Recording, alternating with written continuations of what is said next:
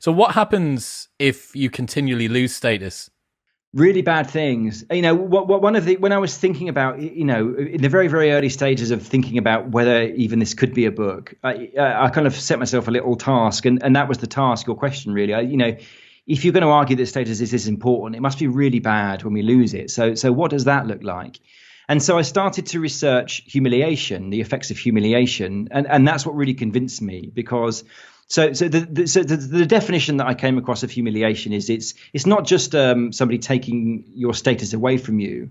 It's basically robbing you of any hope of claiming that status again in the future. You're so lacking in status, you're basically banned from the game. And one psychologist describes humiliation as the nuclear bomb of the emotions. So when you look at the very worst things that human beings engage in, from anything from genocide to honor killings to spree killings, to many instances of serial murder, it has humiliation at its core. So that really convinced me that this was a really important subject, and that status was a fundamental human need. In the book, I tell in some detail the story of Elliot Rogers, the incel. And I was able to tell that story because before he killed a bunch of people and himself, he left a 108,000 word memoir online, which was, really a truly extraordinary document. Because he, whilst being unbelievably narcissistic, is also incredibly honest about his shortcomings and his problems. And there you see, and I think what I came to is the most dangerous people are not only the ones who've been humiliated again and again and again and again, but they're the narcissists, the grandiose people who've been humiliated again and again and again and again, because they feel entitled to a life up here, but what reality is giving them is down here and down here and down here, for years.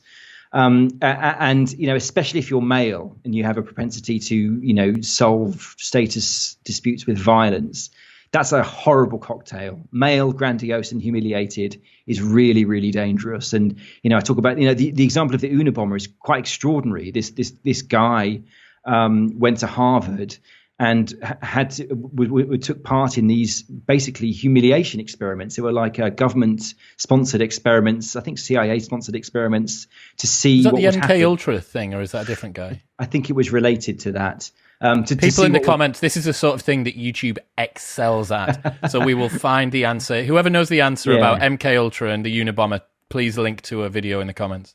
Yeah, so they basically got a group of people, including Ted Kaczynski, and they said, you're going to do a scientific experiment. They didn't really tell them what it is, as is normal in psychological experiments. And they basically had them write down all their dreams and hopes and ambitions, lots of confessions, even about things about thumb sucking and masturbation. So all their secrets, all their hopes and dreams and values. And then they sat them down in front of these bright lights and basically mocked these individuals. And this happened again and again and again for years. And Kaczynski's brother said, we didn't know what was going on, but we saw the change in him. What does the UN in Unabomber stand for? Universities. Why? Because they were part of his campaign of terror. He would send bombs to universities. He ended up with this kind of mindset that all these kind of scientists who were kind of torturing him when he was at Harvard were responsible for all the problems in the world, and he was and the grandiosity was there. He was going to lead this global revolution, and like Elliot Rogers with his 108,000 word memoir, he had his 35,000 word manifesto published in, I think it was the Washington Post. So obviously a grandiose man, definitely severely humiliated, and you see the consequences. Grandiose, humiliated, and aggressive. So you've got male. So you've got the dark triad, but this is more like the dangerous triad.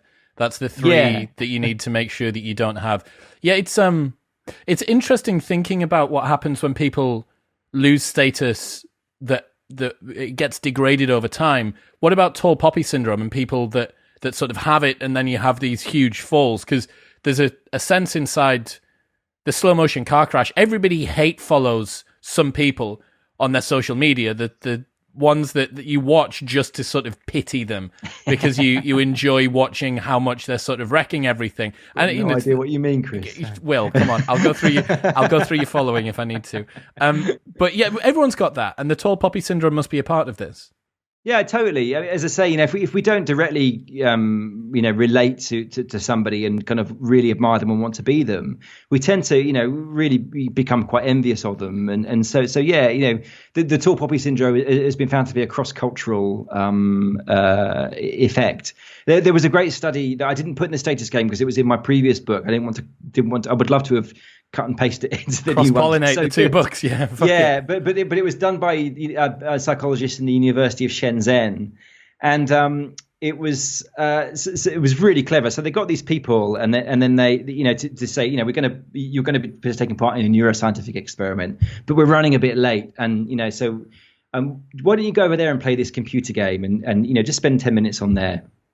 So you go over and you play this computer game, and you come off the computer game and you say, well, just out of interest, you were kind of pretty mediocre. All these people over here did much better than you, and all those people over there did much worse than you. So you sit down, and then they put these people in a brain scanner, and they showed them, I think, images or videos of having injections in their face.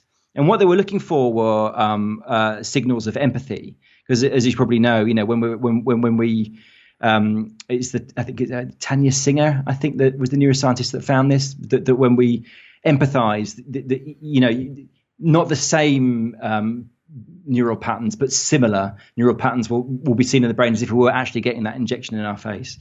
So they took them, and the people that they saw were the people from the waiting room who'd done either better or worse at the game than them. And then afterwards, they said to the people, did you feel empathy? What did you think about those images? And they said, oh, it's terrible. The injections, must have been awful. And they said, did you feel empathy for them? And, oh, yes. Did you feel empathy for all of them? Oh, yes.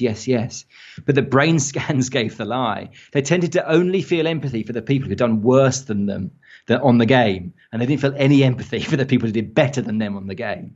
So that shows you, it's just extraordinary evidence for this, this tall poppy syndrome, that people who we see as higher status than us, we don't feel empathy for them. We don't like them. The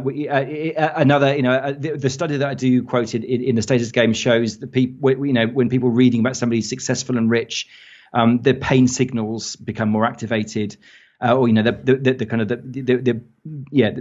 pain signals become evident, and then when they read a story of that same person being suffering a fall, pleasure systems become activated.